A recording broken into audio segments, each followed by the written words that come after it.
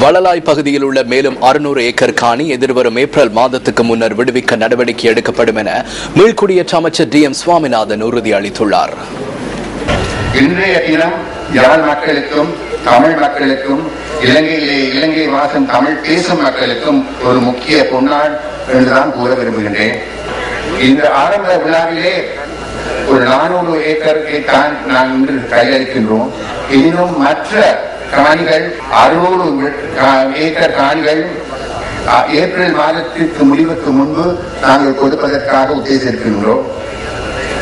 அத்தோடு திருகோணமலையிலும் சாம்பூரிலே ஒரு 837 ஏக்கரும் அதற்கு ஏற்ற விதத்திலே இன்னும் 237 ஏக்கரும் சாம்பூர் பிரதேசத்திலே கொடுப்பதற்காக எங்களுடைய கௌரவ ஜனாதிபதி அவர்கள் முன்வந்திருக்கின்றார்கள். இது ஒரு முதற்கண் செய்ய வேண்டிய கடமை. அந்த கடமையை நாங்கள் திரும்பி செய்து இன்னும் பல காணிகளை உங்களுக்கு கொடுப்பதற்கு நாங்கள் முன்வந்திருக்கின்றோம். இந்த தருணத்திலே பல பிரச்சனைகள் நடக்கும். அதனை பெரிதாக நீங்கள் அமைக்க வேண்டாம் என்பதுதான் நான் உங்களிடம் கூற விரும்புகின்றேன்.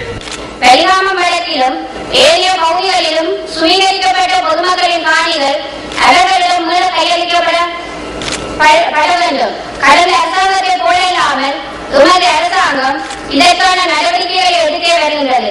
ஆனால் இந்த செயற்பாடுகள் துண்டப்படுத்தப்பட வேண்டும் என்பதே எமது மக்களின் கோரிக்கையாக உள்ளது. தற்போதைய நிலையில் தலாரி விமான நிலையம் மற்றும் காங்கிரஸ் துறைமுகம் எங்கெனவும் அபிவிருத்தி செய்யப்பட்டு பொதுமக்களின் போக்குவரத்துக்கான மார்க்கங்களாக மாற்றப்பட வேண்டும். கையகப்படுத்தப்பட்டுள்ள ஏனைய காணிகளையும் விடுவிக்க துரித நடவடிக்கை எடுக்கப்பட வேண்டும் என பொதுமக்கள் கோரிக்கை விடுக்கின்றனர். சொந்த காணில இருக்கணும் என்று சந்தோஷப்பட்டு வந்தால் இங்க ஒரு இடம் 25 வருஷமா ராணுவம் தங்கட எல்லைக்குள்ளேதான் இருந்தத எங்கட உள்ள விட இல்லை. அப்போ நாங்கள் ஒரு 5 வருஷத்துக்கு முதல் வந்தனாங்க. வந்து உள்ள வரும்போது எங்களை விடையில உள்ள ராணுவம் வெளியில விட்டுட்டு அதுக்கு பிறகு இப்ப இது அரசாங்கம் வந்ததுனால இப்ப எங்களை போன வெள்ளிக்கிழமை தான் வளலாயாக்களை விடுறோம்னு சொல்லி உள்ள விட்டவன். இப்ப நாங்களே வந்து பார்த்தா காடா தான் இருக்கு. எங்களுக்கெல்லாம் அழுகதான் வருது. வீடுகள் எல்லாம் விட்டாச்சு ஒரு இதுவும் இல்லை, அடையாளங்கள் எதுவுமே இல்லை. இப்ப நாங்கள் கொஞ்சம் கொஞ்சமா கஷ்டப்பட்டு இப்பதான் கொஞ்சம் கொஞ்சமா துப்புரவாடி எங்களுக்கு இது தந்தது பெரிய சந்தோஷம் தான். நாங்கள் 90ஆம் ஆண்டு இங்கே இருந்து விளைவிக்கிறாங்க.